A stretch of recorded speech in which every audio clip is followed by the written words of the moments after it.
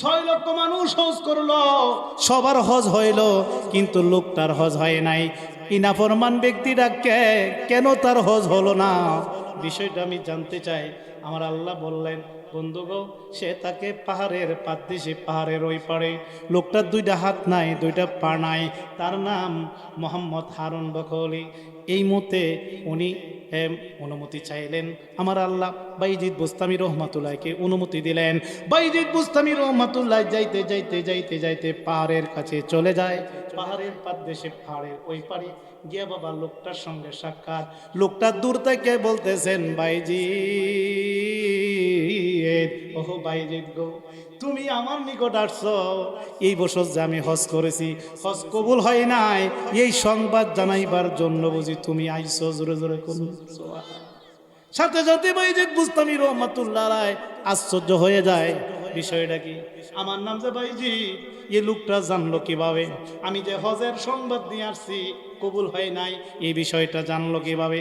এই মতে বাইজিদ বুস্তামি রহমাতুল্লাহ হতবাক হয়ে গেলেন। হতবাক হওয়ার পরে লোকটাকে বললেন, ও ভাই, আমি আপনার নিকট জানতে চাই, আমার নাম যে বাইজিদ বুস্তামি, তুমি জানলে কি করে?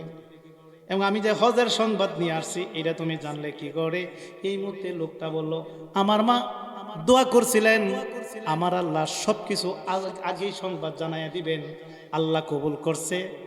এই জন্য কে আমার নিকট আসবে, আগেই আল্লাহ আমাকে জানাইয়া দেওয়া হয়। জোরে কোন সুবহানাল্লাহ। আচ্ছা, তাহলে আমি জানতে চাই, আমার চিননি কচিনি, আপনি বাইজিদ বুস্তামি, আপনি সুলতানুল আরিফিন, আপনি হইলেন আরেবদের বাদশা, অলিদের বাদশা।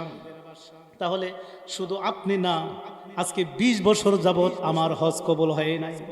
এই 20 বছরও একজন আল্লাহর বুজুর্গ আমার নিকট এই হজ যে কবুল হয় নাই, এই সংবাদ আমার জানাই আসছে। এই 20 বছর পরে আপনি আসছেন, আজকে আমার আসছেন হজ যে কবুল হয় নাই এটা সংবাদ জানাতে। এই মতে বাইজিদ বুস্তামি রহমাতুল্লাহ আলাইহি বলেন, ওহ ভাই, আমি জানতে চাই, আপনার 20 বছর যাবত কেন হজ কবুল হয় নাই, কেন নামাজ কবুল হয় নাই, এটার কারণ কি? এই মুহূর্তে লোকটা বলল, ও হুজুর গো, 20 বছর পর্যন্ত 20 জন আল্লাহর বুজুর্গ আসছে, কারো নিকট আমি কথাটা বলি নাই, কিন্তু আপনার নিকট আমি বলবো। জোরে জোরে কোন কেন আমার নামাজ রোজা কবুল হয় নাই, কেন হজ কবুল করে না, কেন নামাজ এবং হজ কবুল হয় না? এটার মধ্যে একটা ঘটনা আছে। ঘটনাটা আমি কারো নিকট বলি নাই, আপনি যেহেতু সুলতানুল আরিফিন, আপনার কাছে আমি বলবো। ও আল্লাহর ওলি গো, আজ থেকে 20 বছর আগে আমার বউ বাচ্চা সবই ছিল, মা ছিল। 20 বছর আগে আমার বউ আমার মার সাথে ঝগড়া লাগছে।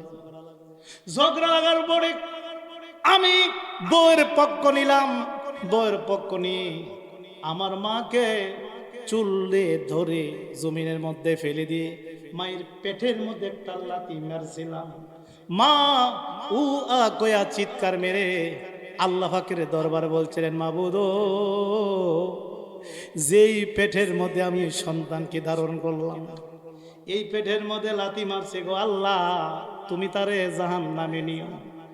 এই কথা বলতে দেরি আমার আল্লাহ আমাকে জাহান্নামী বলে আমাকে কবুল করে ফেললেন। এই কারণে 20 বছর যাবত আমার মার দোয়া কবুল হইয়া গেছে, আমি মনে হয় জাহান্নামী। এই কারণে 20 বছর যাবত আমি হজ করতেছি ঠিকই, কিন্তু হজ কবুল হয় না। জোরে জোরে কোন সুবহানাল্লাহ। মায়ের মনে কষ্ট দিলে নামাজ হবে না, রোজা হবে না, হজ যাকাত কিছুই দিলে হবে না। লম্বা পাঞ্জাবি পরলে, লম্বা টুপি, লম্বা দাড়ি যদি রাখে, নামাজও পড়েন, যদি মার মনে কষ্ট দেন, নাগাদ দেন, মা যদি আপনার প্রতি অসন্তুষ্ট থাকে, ইবাদত বন্দেগী হবে না। এই জন্য আমার আল্লাহ কোরআনে বলেছেন, ওয়াবিল ওয়ালিদাইনি ইহসানা, তোমরা মা বাবার সাথে সদ্য ব্যবহার করো, উত্তম আচরণ করো। মা বাপ যেন উ শব্দ না করে, এমন কিছু তোমরা করিও না। যদি উ শব্দ করো, এই উ শব্দটা পর্যন্ত আল্লাহর দরবারে কবুল হইয়া যাইবে। এই বাবা, মা বাবার মনে কষ্ট দিবে না। এক সাহাবী আমার নবীকে বললেন, ইয়া রাসূলুল্লাহ, নবী গো, আল্লাহর পরে কার মর্যাদা? আমার নবী বললেন, তোমার মার। কইয়ের পরে কার, কত মার মার, কইয়ের পরে কার, কত মার মার, কইয়ের পরে কার, কত তোমার বাবার। সুবহানাল্লাহ বলুন। তাহলে তিনবার মায়ের কথা বলেছে, একবার বাবার কথা বলল কেন?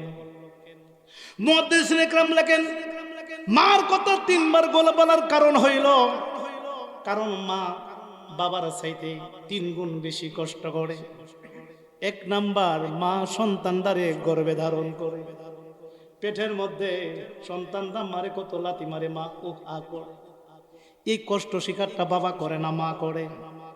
2 নাম্বার, যখন সন্তানটা দুনিয়াতে আগমন করে, প্রসব ব্যথা এমন একটা ব্যথা গো, এমন একটা কষ্ট, যে কষ্টটা বাবা অনুভব করে না, এটা মা এই সহ্য ধারণ করতে হয়, এই কষ্ট অনুভব করে।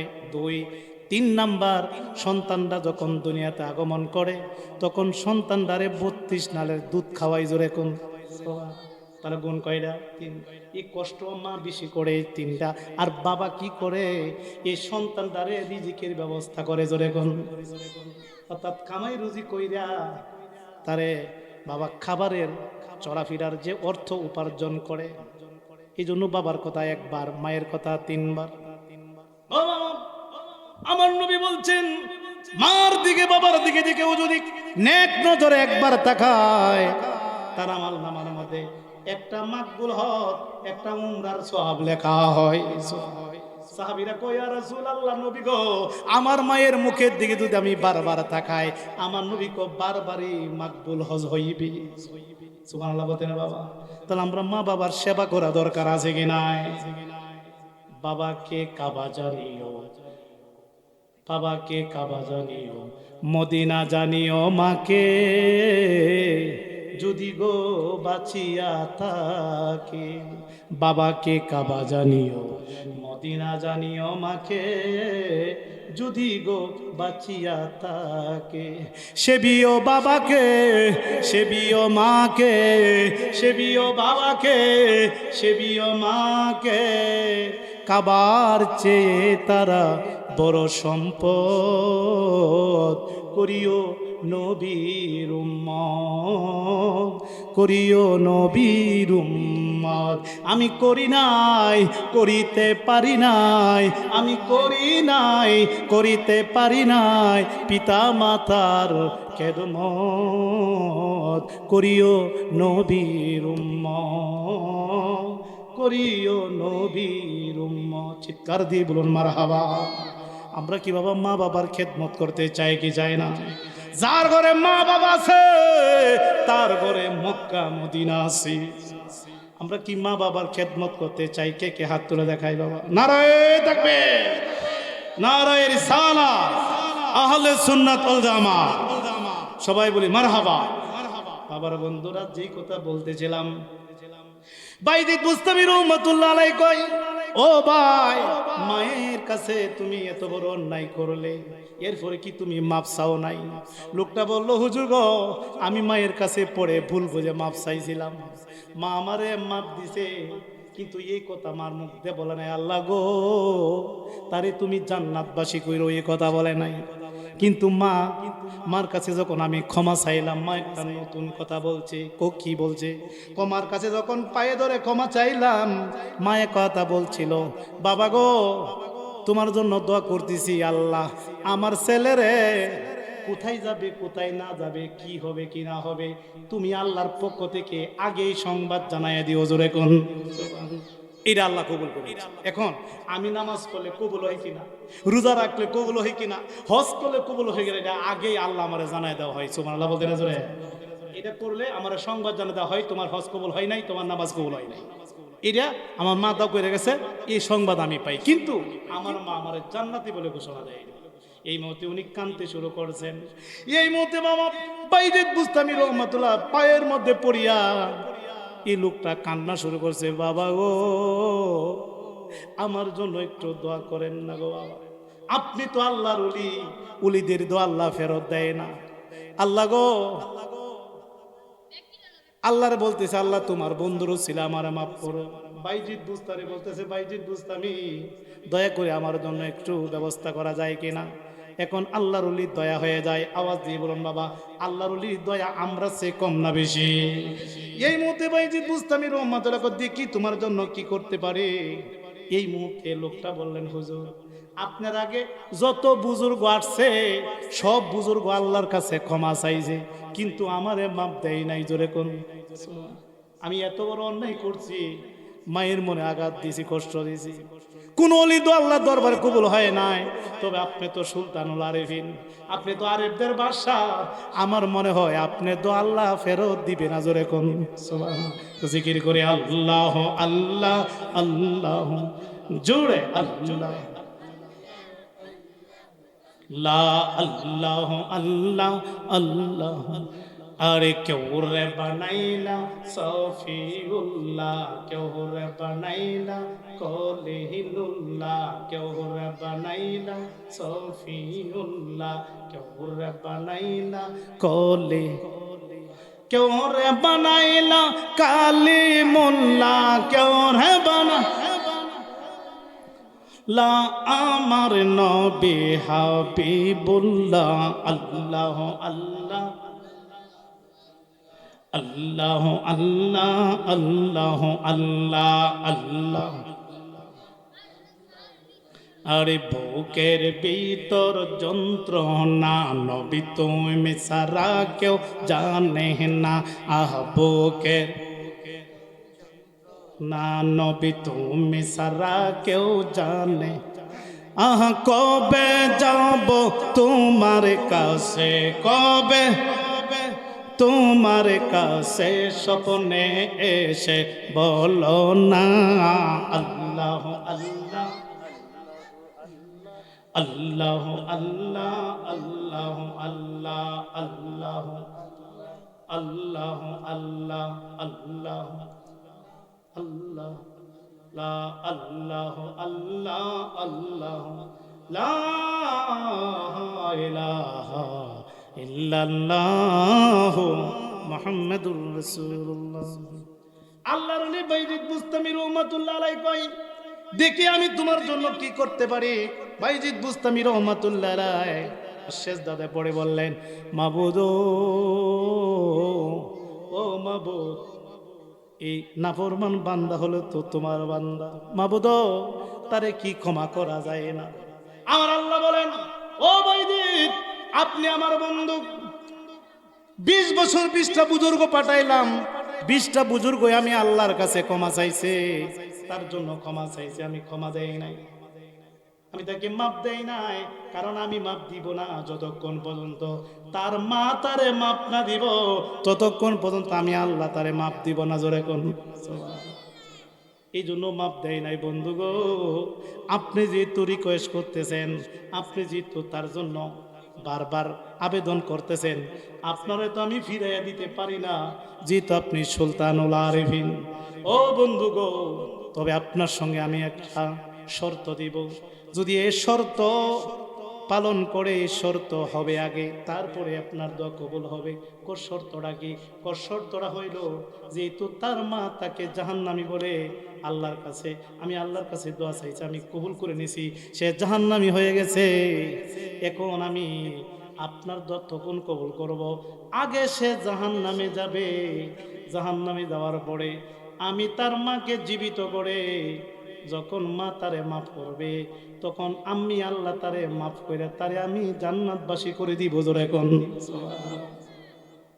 এখন আগে আমি তারে জাহান্নামে দিব, মা যেহেতু দোয়া করছে, এটা কবুল হয়ে গেছে, এটা জাহান্নামে যাবে, তখন আমি মারে জীবিত করে, মা যখন তারে মাফ করবে আমি তাকে মাফ করে দিব, যেহেতু আপনি রিকোয়েস্ট করতেছেন, পরে আমি আবার তাকে জান্নাতে দিয়ে দেব। চিৎকার দিয়ে কোন, আচ্ছা এখন আওয়াজ দিয়ে বলুন, আল্লাহর ওলিদের দোয়া কি বিফলে যায়? আল্লাহর ওলিদের দোয়া কবুল হয় কি হয় না? তাহলে আমরা কি ওলিদের সাথে সম্পর্ক রাখতে চাই কি চাই না? কিন্তু দুঃখ লাগে বাবা, যেখানে গেলে রহমত পাওয়া যায়, যেখানে গেলে বরকত পাওয়া যায়, যেখানে গেলে রুহানি তাওয়াজ্জুহ ফয়েজ পাওয়া যায়, যেখানে গেলে দোয়া কবুল হয়, যেখানে গেলে বাবা মুসিবত দূর হইয়া যায়, সেটা হলো আউলিয়াদের দরবার। জোরে কোন সুবহানাল্লাহ।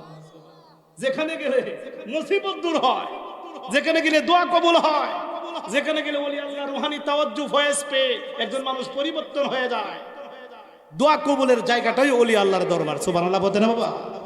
কিন্তু ওই জায়গার মধ্যে ফতোয়া দিতেছে ওলি আল্লাহর মাজারে যাওয়া বেদাত, ওলি আল্লাহর মাজারে যাওয়া শিরিক। জুরে কইতে না নাউজুবিল্লাহ। এখানে আমরা যারা বসছি আমরা কি বাবা শামসুদ্দিন রহমতুল্লাহর সাথে সম্পর্ক রাখতে চাই কি চাই না? কে কে ওলিদের সাথে সম্পর্ক হাত তুলে দেখায়? নারায়ে তাকবীর, নারায়ে রিসালাত। ওলি আল্লাহ যেখানে, দরগা মাজার যেখানে, সবাই বলি মারহাবা।